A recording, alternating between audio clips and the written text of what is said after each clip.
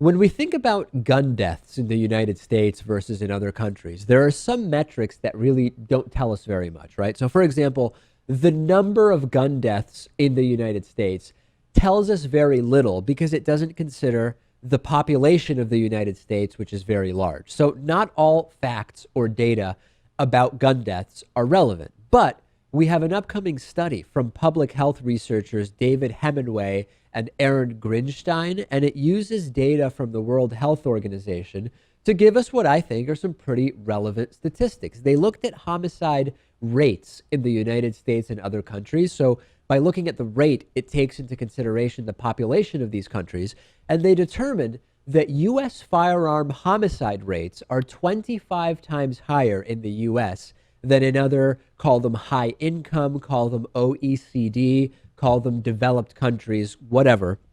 25 times higher homicide rate in the US versus in those other countries based on 2010 data. Now, that's not even the most disturbing part. The more disturbing part, arguably, is that we are growing our lead in terms of the homicide rate over these other countries. This study was initially done in 2003. And in 2003, Lewis, the United States had a lead on average of about 19 times the homicide rate of these other countries. We have increased our lead in the homicide rate over other similar countries from 19 times to 25 times. And then, before you even say it to me, people will say, well, David, a lot of those gun deaths are suicide deaths. I'm not talking about suicides. I'm talking only about homicides. It's true that there are many suicides by gun in the United States.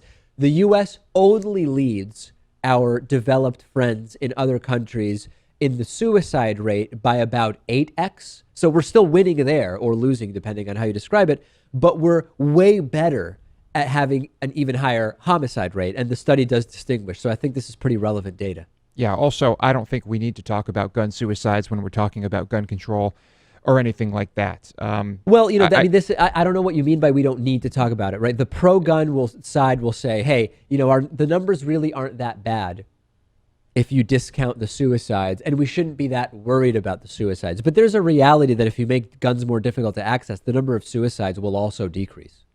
Well, maybe. I mean, we can talk about that if we're talking about suicides, Sure. But we're talking about violent crimes against other people and how easy it is to do that when you have guns. Right. That's absolutely what we're talking about. And again, relevant data that tells us, adjusted for population, talking about rates, taking suicides out of it, we've got a real problem here. The pro-gun people don't care. They want more guns in more places, and that's just how it's going to be.